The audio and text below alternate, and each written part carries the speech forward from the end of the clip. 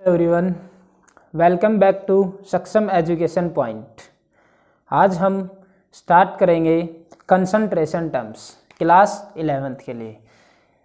आगे बढ़ने से पहले हमारे चैनल सक्षम एजुकेशन पॉइंट को तो कंसंट्रेशन टर्म्स देखो होती क्या है। तुमने सुना कोई भी सॉल्यूशन है, उस सॉल्यूशन के अंदर एक तो सॉल्वेंट प्रेजेंट होता है और एक सोल्यूट प्रेजेंट होता है। अब जो सोल्यूट है, सोल्यूट का जो अमाउंट होता है, देखो इसी को कैलकुलेट करने के लिए यूज करते हैं कंसंट्रेशन टर्म्स का। अमाउंट ऑफ सोल्यूट, ये तुम डेफिनेशन में लिख सकते हो, अमाउंट ऑफ सोल्यूट डिजोल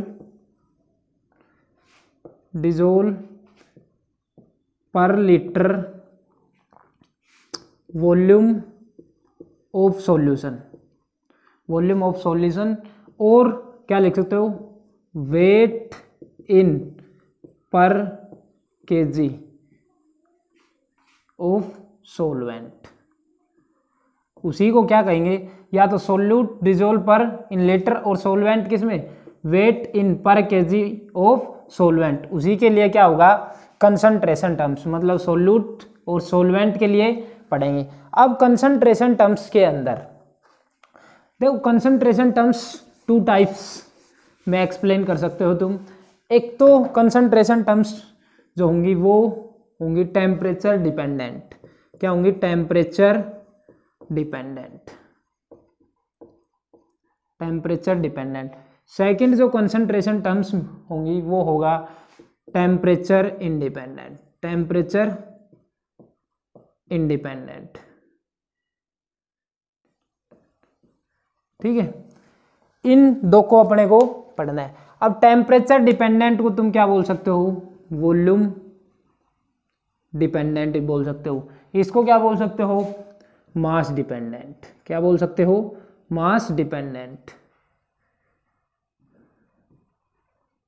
ठीक है, अब देखो टेम्परेचर डिपेंडेंट या वॉल्यूम डिपेंडेंट कैसे बोल सकते हैं। अब वॉल्यूम है, अगर टेम्परेचर इंक्रीज करोगे तो वॉल्यूम में तो चेंज आएगा, सीधी सी बात है। टेम्परेचर बढ़ाएंगे तो वॉल्यूम चेंज होगा, लेकिन टेम्परेचर इंक्रीज होने से मास पे कोई इफेक्ट पड़ेगा, नहीं पड़ेगा ना। देखो सर्दी के मौसम में ये तो है नहीं मास बढ़ेगा और गर्मी में घटेगा, ये कभी देखा है, ये तो हो नहीं सकता। तो इसी वजह से टेम्परेचर के बढ़ने या घटने से मास पे कोई इफेक्ट नहीं पड़ेगा, लेकिन वॉल्यूम पे इफेक्ट पड़ेगा। तो टेम्परेचर इंडिपेंडेंट को क्या बोल सकते हैं, मास डिपेंडेंट।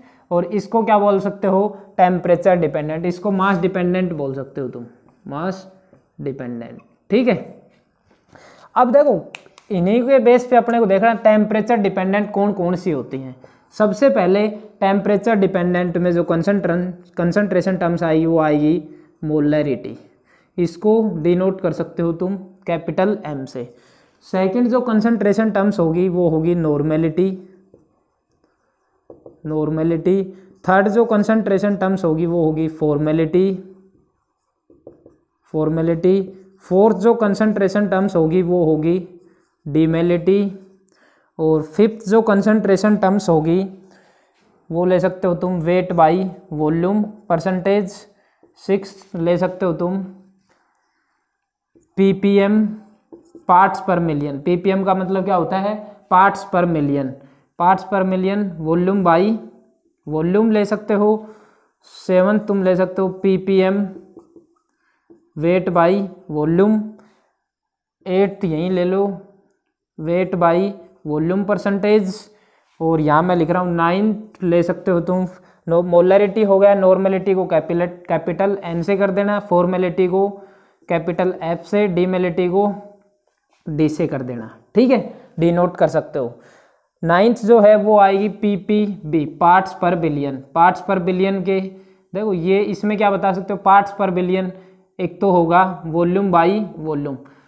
पीपीएम के अंदर 10⁻⁻⁶ लेना है अपने को, और पीपीबी के अंदर 10⁻⁻⁹ इससे मल्टीप्लाई करना पड़ेगा। Volume of solute upon volume of solution in litre.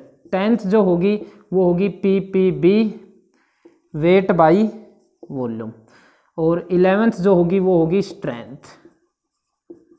ठीक है, तो ये तो कौन सी हो गई, कंसंट्रेशन टर्म्स जो टेम्परेचर पे डिपेंड करती हैं। देखो मोलरिटी जब इनको डिटेल में पढ़ेंगे तो मोलरिटी क्या होती है, number of moles of solute dissolve per litre of volume of solution. तो मोलरिटी, नॉर्मेलिटी ये सारी किस पे डिपेंड करेंगी, वॉल्यूम पे डिपेंड करेंगी। इधर जो अपने पास कंसंट्रेशन टर्म्स हैं वो हैं टेम्परेचर इंडिपेंडेंट या फिर क्या बोल सकते हैं इसको, मास डिपेंडेंट। Mass dependent. तो इसके अंदर जो फर्स्ट होगी वो होगी मोलैलिटी। मोलैलिटी, मोलैलिटी को स्मॉल m से डिनोट करना है। फिर जो सेकंड आएगी वो आएगी mole fraction, mole fraction.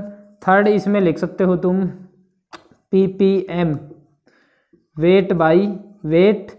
Fourth इसके अंदर ppm नहीं ppb, पार्ट्स पर बिलियन, वेट बाई वेट। और एक जो है वो है वेट बाई वेट परसेंटेज। ये टोटल 5 अपने पास हैं टेम्परेचर इंडिपेंडेंट टर्म्स और 11 हैं अपने पास टेम्परेचर डिपेंडेंट टर्म्स। तो टोटल 16 हो गई है। तो इनको पढ़ना है अपने को। तो टेम्परेचर डिपेंडेंट, अब इनको आगे नेक्स्ट वीडियो में जैसे करेंगे तो इनको डिटेल में पढ़ना है, इनके बेस पे न्यूमेरिकल करेंगे। तो ये कंसंट्रेशन टर्म्स हैं। अब मैं आपको यहीं से एक रिलेटेड क्वेश्चन बताता हूँ। कोई भी एक क्वेश्चन दे देगा आपको, ये पूछेगा कि 4 ऑप्शन दे दिए ऑब्जेक्टिव टाइप, जैसे एक दे दिया तुम्हारे को mole fraction, A option, B दे दिया तुम्हारे को मोलैलिटी, और सी दे दिया मोलैरिटी, और एक दे दिया डी फॉर्मेलिटी। इन चारों में से ये पूछेगा कि कौन सी कंसंट्रेशन टर्म है जो टेम्परेचर पे डिपेंड नहीं करते हैं। इन चारों में से कौन सी कंसंट्रेशन टर्म है जो टेम्परेचर पे डिपेंड नहीं करती है। तो देखो मोलैरिटी टेम्परेचर पे डिपेंड करती है, फॉर्मेलिटी भी टेम्परेचर पे डिपेंड करती है, लेकिन मोल फ्रैक्शन और मोलैलिटी मास पे डिपेंड करेंगी, लेकिन टेम्परेचर तो इंडिपेंडेंट है ना। तो ये ए और बी क्या हो जाएंगे, करेक्ट आंसर हो जाएंगे।